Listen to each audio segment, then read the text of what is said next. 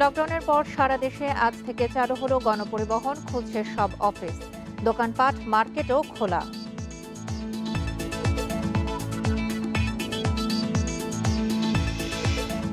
1,35,00,000 নিবন্ধনের বিপরীতে ভ্যাকসিন রয়েছে 70 লাখ। কাল থেকে বন্ধ মডার্নার প্রথম ডোজ প্রয়োগ।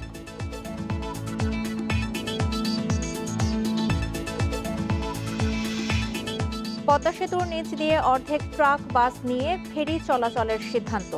ধাক্কার ঘটনায় 2 জন বরখাস্ত।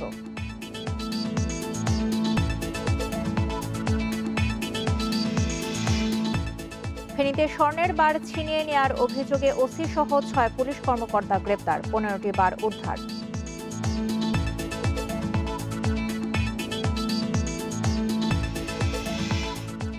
লকডাউন বদলে দিয়েছে ঢাকার বাতাস, 35% দূষণ কমে দূষিত শহরের তালিকায় এখন অনেকটাই নিচে ঢাকা।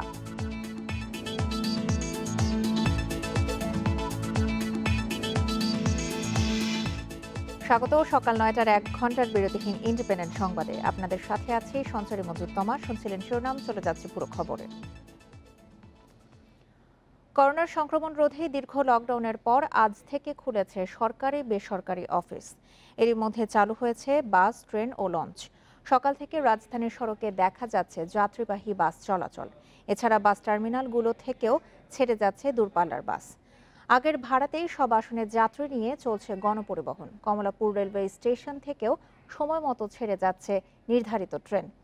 সরকারি ট্রেনে আগের ভাড়া থাকলেও বেসরকারিভাবে পরিচালিত কমিউটার ট্রেনে ভাড়া বেশি রাখার অভিযোগ করেছেন যাত্রীরা। এদিকে সড়কে চলাচলকারী সবাইকে করোনার স্বাস্থ্যবিধি মানার নির্দেশনা থাকলেও বেশিরভাগই মানছে না সামাজিক দূরত্ব। তবে বেশিরভাগ যাত্রীদের মুখে রয়েছে মাস্ক। এদিকে আজ থেকে খুলছে দোকানপাট ও শপিং মল। করোনার সংক্রমণ ও মৃত্যু না কমলেও লকডাউনের প্রজ্ঞাপন অনুযায়ী দোকানপাট খোলা রাখা যাবে সকাল 10টা থেকে রাত 8টা পর্যন্ত, আর খাবারের দোকান অর্ধেক আসন ফাঁকা রেখে সকাল 8টা থেকে রাত 10টা পর্যন্ত খোলা রাখা যাবে।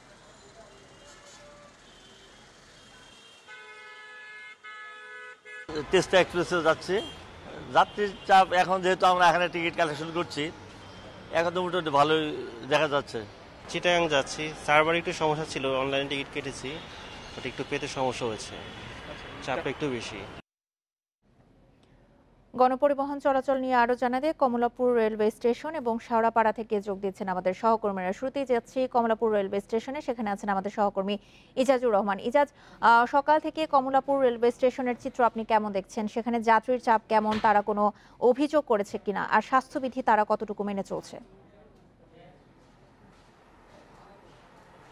যাত্রীর চাপ যে অনেক বেশি আসলে সেটি আমরা দেখতে পাচ্ছি না। বিশেষ করে আন্তনগর যে ট্রেনগুলো রয়েছে সেখানে যাত্রীর চাপ খুব বেশি নয়। এমনকি আমরা কমলাপুর থেকে যে ট্রেনগুলো ছেড়ে যাচ্ছে আন্তনগর ট্রেনগুলো, সেখানে অনেক সিট রয়েছে, যেখানে অনেক ফাঁকাও যাচ্ছে, এরকম চিত্র আমরা দেখেছি।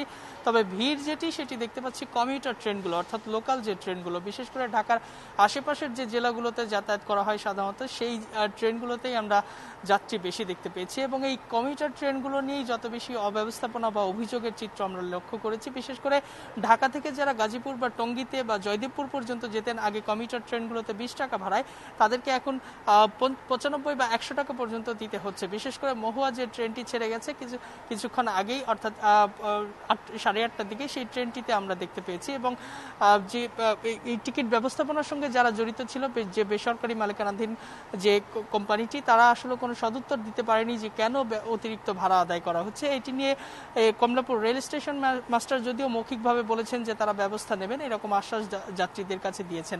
এখন পর্যন্ত যে চিত্র আমরা দেখেছি তাতে সকাল ভোর 4:45 থেকে এখন পর্যন্ত প্রায় 8টি ট্রেন, সব মিলে 8টি ট্রেন ছেড়ে গেছে। তার মধ্যে বলাকা কমিউটার লোকাল তুরাগ রয়েছে, দেওয়ানগঞ্জগামী একটি ট্রেন রয়েছে, এছাড়া সিলেটগামী পারাবত এক্সপ্রেস ছেড়ে গেছে এবং চট্টগ্রামগামী যে মহানগর প্রভাতী সেই স্টেশন ছেড়ে গেছে।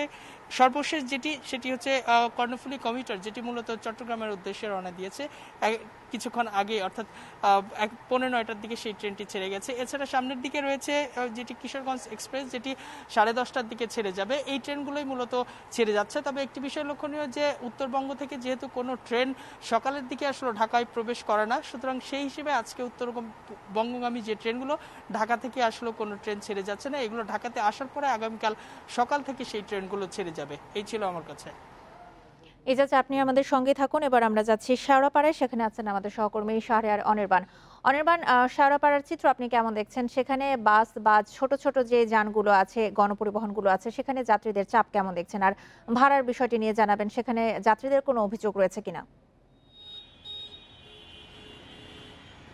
দেখুন, 19 দিন পর লকডাউন উঠে গেছে, গণপরিবহন স্বাভাবিক হয়েছে, কর্মচঞ্চল ঢাকা তার পুরনো চেহারায় ফিরে উঠেছে।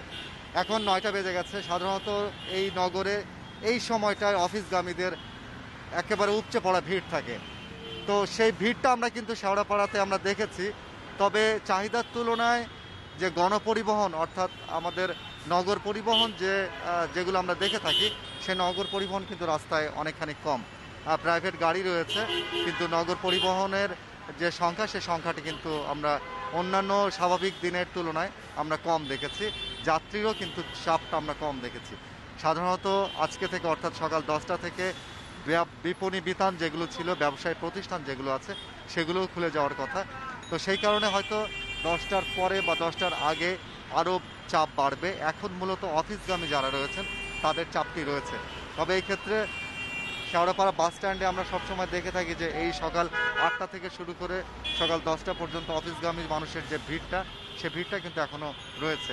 এর বাইরে যদি দূরপাল্লার কথা বলি, দূরপাল্লার বাসও সময় অনুযায়ী চলে যাচ্ছে। এবং আমরা মহাখালী এবং গাবতলীতে খবর নিয়ে যেটা জেনেছি, যে সেখানে যাত্রীর সংখ্যাও কিন্তু কম। অর্ধেক বাস চলার যে শর্ত দেওয়া হয়েছিল, সে অর্ধেক বাস চলার বিষয়ে আমাদেরকে বাস কর্তৃপক্ষ জানিয়েছে যে তারা প্রতিটা বাসের পরপর 20 মিনিট বিরতি দিয়ে তারা বাস ছাড়ছিল, কিন্তু এখন তারা 40 মিনিট বিরতি দিচ্ছে। তো এতে তারা বলছে যে অর্ধেক বাস তারা মাঠে ছেড়েছে এবং সড়কে যাতায়াত করছে। সাধারণ যাত্রী যারা রয়েছেন তাদের কাছ থেকে আমরা জেনেছি যে আগের অর্থাৎ এই লকডাউনের আগে স্বাভাবিক যখন ছিল, সেই সময়ের যে ভাড়া ছিল, সেই ভাড়াটি তারা এখন রাখছে। 60% ভাড়ার যে শর্তটি ছিল, সেই শর্ত থেকে এখন বেরিয়ে এসছে। তবে সাধারণ যাত্রীদেরকে বাসে তোলার জন্য যে স্বাস্থ্যবিধি মানার যে শর্তগুলো ছিল, সেসব ক্ষেত্রে মানার ক্ষেত্রে আমরা অনেকখানি উদাসীনতা দেখেছি। জীবাণুনাশক স্প্রে করার কথা ছিল, সেগুলো কিন্তু কোনো বাসেই মানা হচ্ছে না। তবে সাধারণ যাত্রীদের ভিতরে একটা সচেতনতা বেড়েছে, সেটি হচ্ছে মাস্ক ব্যবহার। মাস্ক ব্যবহার কিন্তু হচ্ছে এবং প্রত্যেকে মাস্ক ব্যবহার করেই বিভিন্ন গন্তব্যে তারা যাতায়াত করছেন। এই ছিল আমার কাছে সর্বশেষ। গণপরিবহন চলাচল নিয়ে শেওড়াপাড়া এবং কমলাপুর রেলওয়ে স্টেশন থেকে জানাচ্ছিলেন আমাদের সহকর্মীরা। মজুদ না থাকায় কাল থেকে রাজধানী সহ সব সিটি কর্পোরেশনে বন্ধ মডার্নার টিকার প্রথম ডোজ প্রয়োগ। তবে জেলা উপজেলায় চালু থাকবে সিনোফার্মার টিকাদান।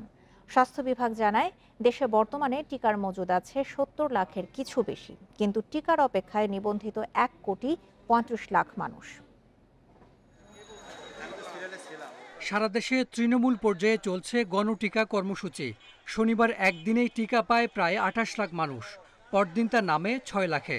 জাতীয় পরিচয়পত্র দিয়ে গণটিকা বন্ধ প্রায় সব কেন্দ্রেই।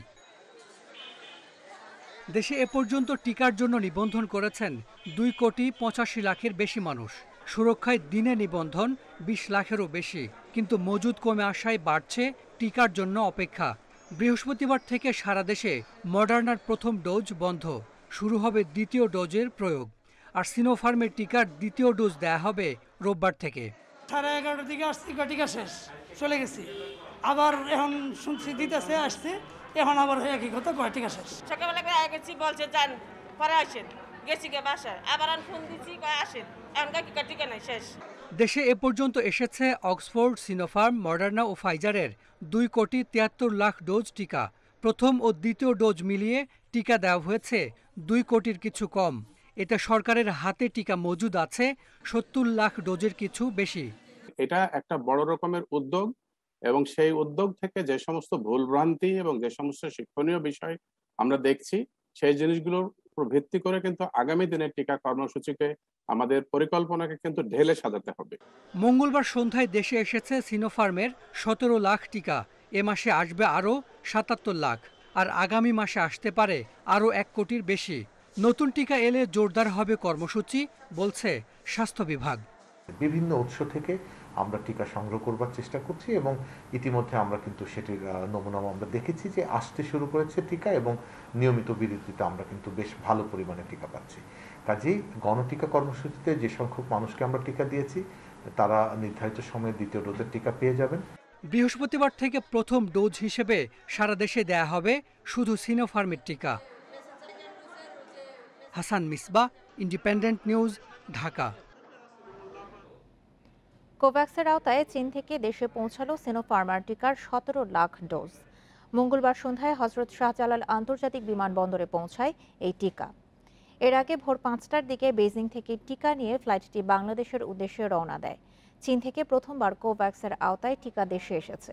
সিনোফার্মার ৭.৫ কোটি ডোজ টিকা কিনতে ইতোমধ্যে চীনা কোম্পানির সঙ্গে চুক্তি করেছে সরকার। তার মধ্যে ৭০ লাখ ডোজ দেশে এসেছে। চীন থেকে উপহার হিসেবে এসেছে আরও ১১ লাখ ডোজ।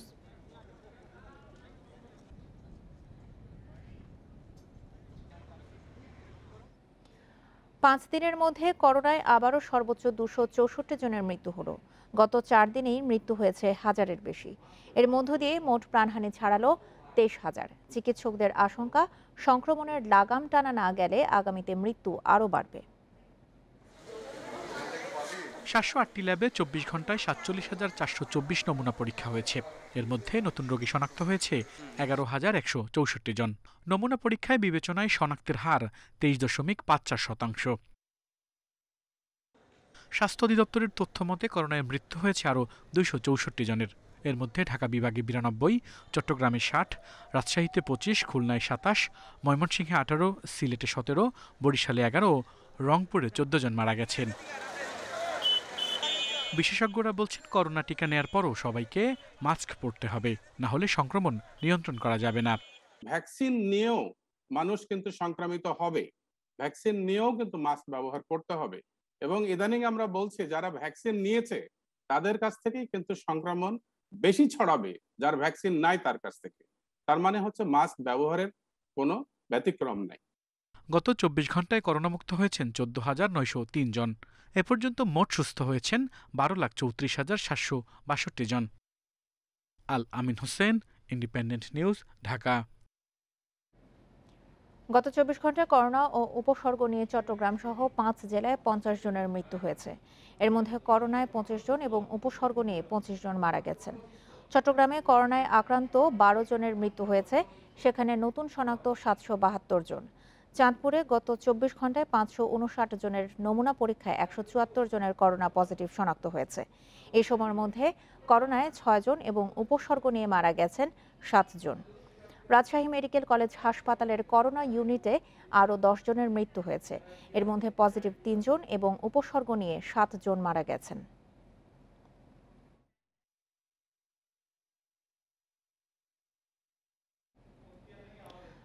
এবার করোনা পরিস্থিতির আরো খবর জানাতে রাজশাহী থেকে যুক্ত হচ্ছেন সহকর্মী মাইনুল হাসান। মাইনুল, রাজশাহীতে করোনা সংক্রমণ এখন কোন পর্যায়ে রয়েছে? যেহেতু ১৯ দিনের লম্বা একটা লকডাউন শেষ হয়েছে, এর মধ্যে সংক্রমণ কিছুটা কমেছে কিনা, আর টিকা কার্যক্রমের সার্বিক তথ্য নিয়ে জানাবেন।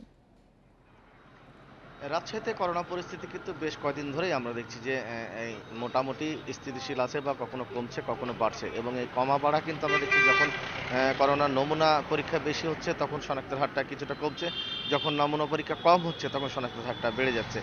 যেমন গত ২৪ ঘন্টায় রাজশাহীর যে দুটি পিসিআর ল্যাব আছে সেই দুটি পিসিআর ল্যাবে করোনার নমুনা পরীক্ষায় শনাক্তের হার দাঁড়িয়েছে ২৭.৮৮। তো এই গতকালকে যেমন ছিল ২৪, তো কিছুটা বেড়েছে। তো চিকিৎসকরা মূলত বলছে যে রাজশাহী করোনার উচ্চ সংক্রমণের যে ধাপ সেটি পার করেছে, এখন মোটামুটি কমের পর্যায়ে আছে। এই কমের পর্যায়ে থাকার মধ্যেই কখনো সংক্রমণের হারটা স্থিতিশীল থাকছে, কখনো বাড়ছে বা কখনো কমছে। তবে সামগ্রিক অর্থে তারা বলছে যে রাজশাহীতে করোনা সংক্রমণের হার অনেক কমেছে এবং যে লকডাউন, যে টানা দীর্ঘ যে লকডাউন চলেছে সেই লকডাউনের যে বাস্তবায়নের ক্ষেত্রে কিছুটা প্রভাব হলেও এই করোনার সংক্রমণের হার কমার একটি উল্লেখযোগ্য বিষয় তারা উল্লেখ করছে। এবং তারা বলছে যে এই যে আজ থেকে যে লকডাউন শিথিল করা হয়েছে বা একেবারে লকডাউন নেই, স্বাভাবিক দিনের মতো চলাফেরা মানুষ করছে বা দোকানপাট খুলছে, তো এই সময় অন্তত যদি মানুষ ন্যূনতম মুখে মাস্ক ব্যবহারটি নিশ্চিত করে, তাহলে রাজশাহীর যে করোনা সংক্রমণ পরিস্থিতি যেটি নিয়ন্ত্রণে আছে সেইটি হয়তো নিয়ন্ত্রণে থাকবে। যদি ন্যূনতম মাস্ক মানুষ ব্যবহার না করে, সামাজিক দূরত্ব নিশ্চিত না করে, সেক্ষেত্রে আগামী যে ঢেউ আসার সেই সংখ্যা তারা করছে, সেইখানে কিন্তু আরও ভয়াবহ অবস্থা হবে, পাশাপাশি মৃত্যুর সংখ্যাটা বাড়বে। আমরা জানি যে গত 24 ঘন্টায় রাজশাহী মেডিকেল কলেজ হাসপাতালে 10 জন মারা গেছে। এর আগে গত দিনই কিন্তু 21 জন মারা গেছিল, তারপরে আজকে 10 জন মারা গেছে এবং এই 10 জনের মধ্যে কিন্তু উপসর্গ নিয়ে 7 জন এবং 3 জন করোনা আক্রান্ত হয়ে। তো চিকিৎসকরা বলছে মূলত উপসর্গ নিয়ে মৃত্যুর অন্যতম কারণ হলো মানুষের মধ্যে অসচেতনতা বোধ। কেননা যখন কেউ করোনা আক্রান্ত হচ্ছে বা করোনার উপসর্গ দেখা দিচ্ছে, তারা প্রাথমিকভাবে স্থানীয় চিকিৎসা নিয়ে তারা কিন্তু বাড়িতে অবস্থান করছে বা ঘোরাফেরা করছে, কিন্তু যখন তারা বুঝতে পারছে যে তাদের করোনা আক্রান্ত হয়েছে বা তাদের ফুসফুস আক্রান্ত হয়ে শ্বাসকষ্ট দেখা দিচ্ছে, তখন তারা যখন হাসপাতালে যাচ্ছে তখন কিন্তু তাদের আর বাঁচানো সম্ভব হচ্ছে না। আর টিকা কার্যক্রমের কথা যদি বলি, রাজশাহীতে কিন্তু মডার্নার যে প্রথম ডোজ সেই টিকা কার্যক্রম বন্ধ আছে। এখানে উপজেলা এবং সিটি কর্পোরেশন এলাকায় সিনোফার্মা ও অ্যাস্ট্রাজেনিকার যে দ্বিতীয় ডোজ তাদেরকে দেওয়া হচ্ছে এবং তাদেরকে দেওয়া হচ্ছে যারা শুধুমাত্র SMS পাচ্ছে। রাজশাহী থেকে জানাছিলেন সহকর্মী মাইনুল হাসান। নদীতে তীব্র স্রোত ও লকডাউনের পর রাজবাড়ী ও মাদারীপুর ফেরিঘাটে যাত্রী ও পণ্যবাহী যানবাহনের চাপ রয়েছে। সকাল থেকে দৌলতদিয়া ঘাটের 0 পয়েন্ট থেকে ঢাকা খুলনা মহাসড়কের 7 কিলোমিটার এলাকায় পারাপারের অপেক্ষায় রয়েছে কয়েকশো যানবাহন। এর মধ্যে পণ্যবাহী ট্রাকের সংখ্যাই বেশি। তবে বেলা বাড়ার সাথে সাথে যাত্রীবাহী পরিবহনের চাপ বাড়বে বলে জানিয়েছে ঘাট কর্তৃপক্ষ। বিআইডব্লিউটিসি জানিয়েছে বর্তমানে 15টি ফেরি দিয়ে যাত্রী এবং যানবাহন পারাপার করা হচ্ছে।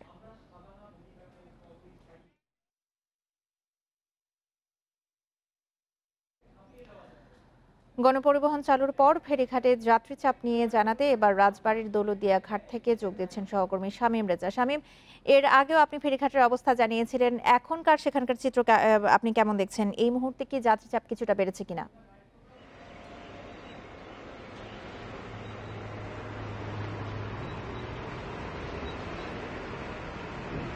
হ্যাঁ, সকালে যেটা বলেছিলাম যে আসলে যাত্রীর চাপটা কিন্তু একেবারেই নেই।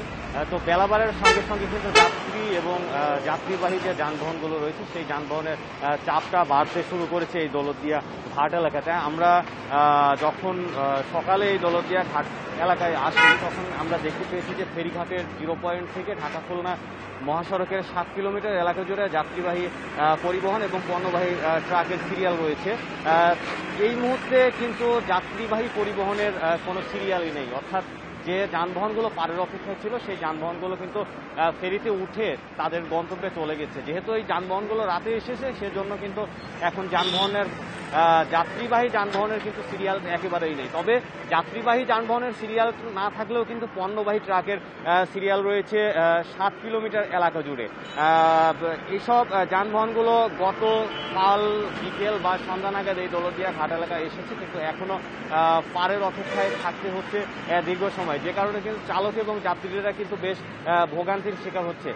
ঘাট সংশ্লিষ্ট যারা রয়েছেন তারা যেটা বলছেন যে যেহেতু রাতে যে যাত্রীবাহী পরিবহনগুলো ছিল সেই যাত্রীবাহী পরিবহনগুলো সকাল 8টার দিকে পারাপার হয়ে গিয়েছে, আর দেশের যে দক্ষিণ পশ্চিম অঞ্চল থেকে যে যানবাহনগুলো ভোরবেলায় ছেড়ে আসবে সেই যানবাহনগুলো এই ঘাট এলাকায় পৌঁছাতে সকাল 11টা বেজে যাবে, যে কারণে তারা ধারণা করছে যে সকাল 11টার পরে এই দৌলতদিয়া ঘাট এলাকায় যাত্রীবাহী যানবাহনের একটা চাপ পড়বে। আর বিআইডব্লিউটিসি কর্তৃপক্ষ বলছে যে নদীতে তীব্র স্রোত থাকার কারণে স্বাভাবিক সময়ের থেকে দ্বিগুণেরও বেশি সময় লাগছে ফেরি পারাপারে। এছাড়া লকডাউন শিথিল হওয়ার কারণে কিন্তু এই যানবাহনের অতিরিক্ত চাপ রয়েছে, যার ফলে এই দৌলতদিয়া ঘাট এলাকায় যানবাহনের দীর্ঘ সিরিয়াল সৃষ্টি হয়ে রয়েছে। তবে এই চাপ সামাল দেওয়ার জন্য 15টি ফেরি দিয়ে যাত্রী এবং যানবাহন পারাপার করা হচ্ছে। রাজবাড়ীর দৌলতদিয়া ঘাট থেকে জানাচ্ছিলেন সহকর্মী শামীম রেজা। ধারণ ক্ষমতার অর্ধেক যানবাহন নিয়ে পদ্মা সেতুর নিচ দিয়ে ফেরি চলাচল করার সিদ্ধান্ত হয়েছে। ফলে শিমুলিয়া বাংলাবাজার রুটে যাত্রীবাহী ও পণ্যবাহী ফেরি চলাচল বন্ধ হচ্ছে না। মঙ্গলবার রাতে এক বৈঠক শেষে বিআইডব্লিউটিসির চেয়ারম্যান এই সিদ্ধান্তের কথা জানান। সোমবার পদ্মা সেতুর পিলারে ফেরির ধাক্কা লাগার পর মঙ্গলবার বাস ট্রাক পারাপারে নিষেধাজ্ঞা দেওয়া হয়। নৌ প্রতিমন্ত্রী খালিদ মাহমুদ চৌধুরী এই ঘোষণা দেন। এরই মধ্যে ফেরির মাস্টার দেলোয়ারুল ইসলাম ও শুকানি আবুল কালাম আজাদকে বরখাস্ত করা হয়েছে। এছাড়া 5 সদস্যের তদন্ত কমিটিকে 3 দিনের মধ্যে প্রতিবেদন দিতে বলা হয়েছে। এর আগে গত 23শে জুলাইও পদ্মার সেতুর পিলারের সঙ্গে ধাক্কা লাগে আরেকটি ফেরির।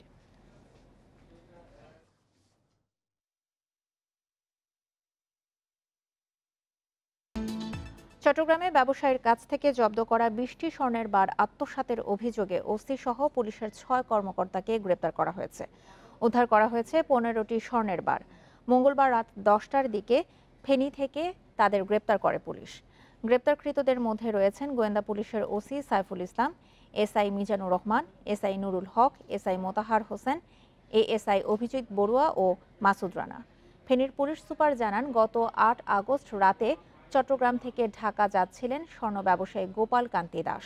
পথে ঢাকা চট্টগ্রাম মহাসড়কের ফেনীতে গাড়ির গতিরোধ করে ওই পুলিশ কর্মকর্তারা। পরে তার কাছ থেকে 20টি স্বর্ণের বার ছিনিয়ে নেয়। এই ঘটনার পরদিন ওই ব্যবসায়ী ফেনী মডেল থানায় মামলা করেন। এবং সে যে অভিযোগ দিয়েছে ডিবি পুলিশ তার কাছ থেকে 20টা স্বর্ণের বার নিয়ে যায়। পরবর্তীতে এই কমপ্লেন পাওয়ার সাথে সাথে আমরা এটাই প্রাথমিক তদন্ত করি এবং তাকে আমরা ডিবি অফিসারদেরকে তার সামনে উপস্থিত করি। সেখান থেকে সে 4 জনকে আইডেন্টিফাই করেছে এবং এই 4 জনের জিজ্ঞাসাবাদে আমরা আরও 2 জনকে আইডেন্টিফাই করতে পেরেছি।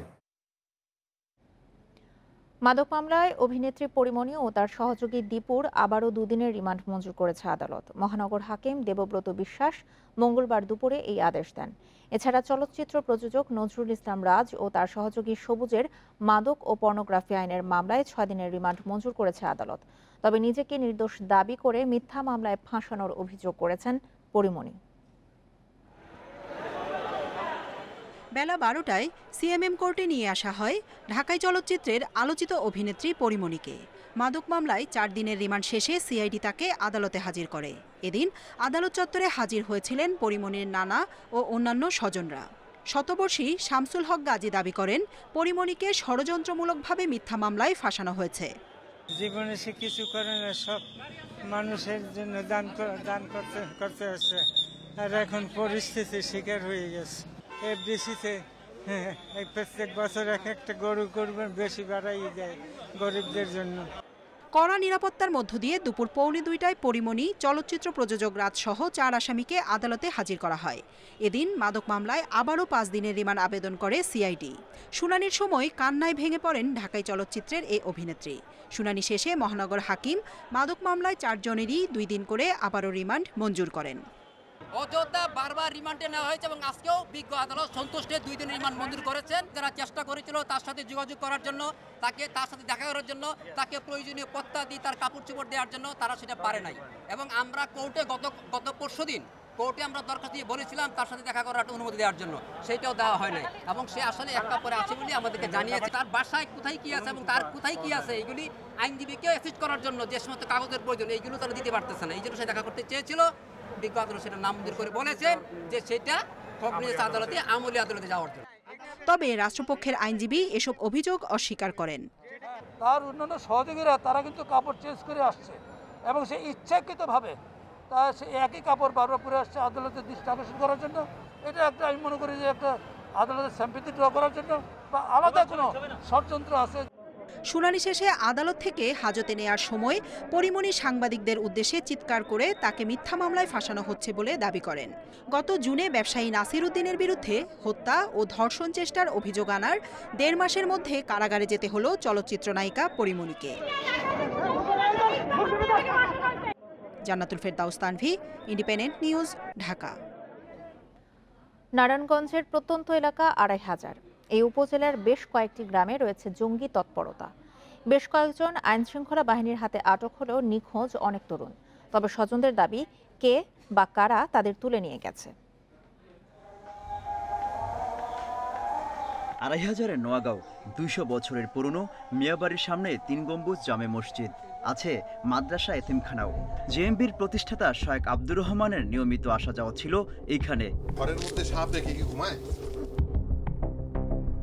11 জুলাই মধ্যরাতে এখানে অভিযান চালিয়ে আইইডি ও বোমা তৈরি সরঞ্জাম সহ মুয়াজ্জিন মামুনকে আটক করে কাউন্টার টেরোরিজম ইউনিট। পরে গ্রেফতার হন মসজিদের পাশের বাড়ির শফিকুর ও খালিদ। তাদের 90 জেএমবির সদস্য বলছে পুলিশ। দুধের মধ্যে কাউজ থাকতে পারে, কিন্তু আমার ছেলের মধ্যে কোনো কাউজ নাই। দেশের মানে এই কথা বলবে, আমি মা এই কথা বলবো। বছর 3 আগে বোমা তৈরির সরঞ্জাম সহ জাকারিয়া ও পাঁচবাড়িয়ার হাফেজকে গ্রেফতার করে পুলিশ। এই ঘটনার পর তাদের পরিবারের লোকজন আর গ্রামে থাকেন না। জাকারিয়া সে অবশ্যই জঙ্গলির সাথে সংযোগ, কারণ তার কাছ থেকে ল্যাপটপ, মোবাইল এবং কি কম্পিউটার সহ বিভিন্ন সরঞ্জাম সুবিধা তাকে ধরা হয়েছে। পুলিশের দাবি 2500 থানার তরুণেরা জঙ্গিবাদে উদ্বুদ্ধ। তাদের সঙ্গে আছে 7 গ্রাম ইউনিয়নের কয়েকটি গ্রামের বেশ কয়েকজন। এলাকার কিছু 10-12 জন লোক নিখোঁজ আছে, তারা কোথায় আছে কিভাবে আছে আমরা তা এখন জানি না। নোয়াগাঁওয়ের পাশের গ্রাম পাঁচরুখি, সেখানকার মসজিদের ইমাম শহীদুল একই গ্রামের নোমান নাসিম সহ 3 জন 3 মাস ধরে নিখোঁজ। স্বজনদের দাবি কে বা কারা তাদের তুলে নিয়ে গেছে। নিখোঁজদের মধ্যে অনেকেই ছড়িয়ে দিতেন জিহাদি বই। 3 জন এসে তার সাথে জড়িত হইয়া ধাক্কায় তারা গাড়ি উঠায় নিয়ে গেল। এরপরে আজ পর্যন্ত আমরা কোনো খোঁজ খবর এখন মতো পাই নাই। কি অপরাধ আমি কোনো কিছুই জানি না। আর আমাদের এলাকায় দেখেন যে এই ছেলের মতো ছেলে কোনো ত্রুটি নাই। তবে পুলিশের বক্তব্য, এই অঞ্চলের 20-25 জন তরুণ আনসারুল্লাহ বাংলা টিমে যোগ দিয়ে নিরুদ্দেশ। তাদের অনেকেই এখন অনলাইনে তৎপর। কয়েকজনকে গ্রেফতারও করা হয়েছে। কোরআন এবং হাদিসের ভুল ব্যাখ্যা দিয়ে এবং তাদেরকে পরলৌকিক মিথ্যা প্রলোভন দিয়ে তাদেরকে এই রেডিকালাইজড করা হয় এবং একসময় তারা এরকম জঙ্গিবাদে জড়িয়ে পড়ে। এখনও কিছু কয়েকজন ছেলে বাড়ি থেকে বাইরে আছে, আমরা যেটাকে বলি হিজরত। জঙ্গি তৎপরতায় জড়িতদের কয়েকজন শিশু কিশোর হওয়ায় তাদের গ্রেফতার না করে সংশোধনের চেষ্টা চলছে বলে জানিয়েছেন পুলিশ। Mohammad Omar Faruk, independent news, Dhaka.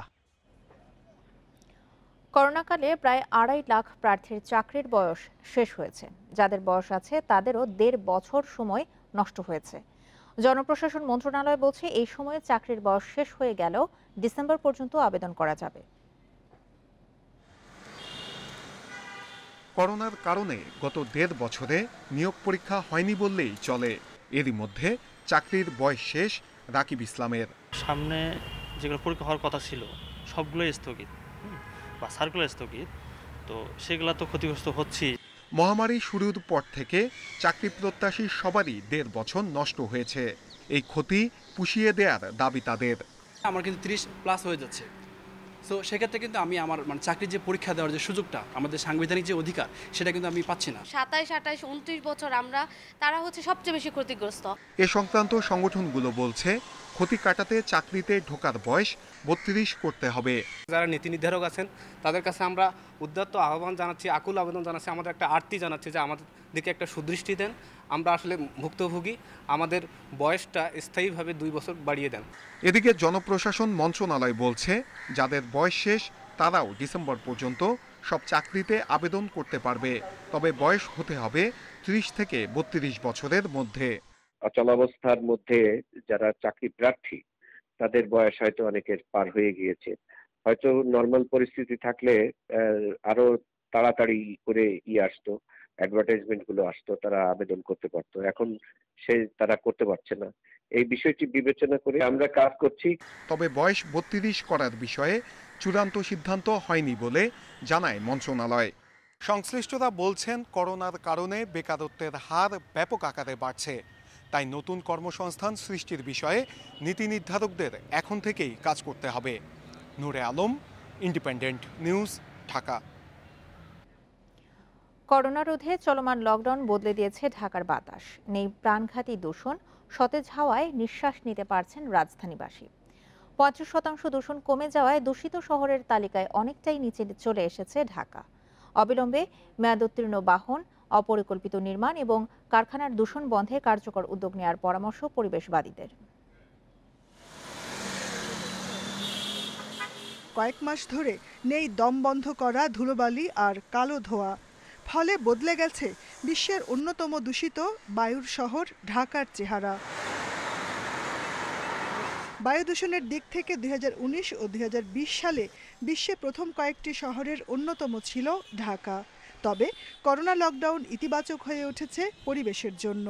মুক্ত বাতাসে প্রাণ ভরে নিঃশ্বাস নিতে পারছে রাজধানীবাসী। যুক্তরাষ্ট্রভিত্তিক বায়ুমান পর্যবেক্ষণ সংস্থা আইকিউ এয়ারের জুলাই মাসের প্রতিবেদনে বলা হয়, বায়ু দূষণের শীর্ষে থাকা ঢাকা এখন দূষিত নগরীর তালিকায় ৭৭তম স্থানে। জুলাই মাসে রাজধানীবাসী পেয়েছে নির্মল বায়ু।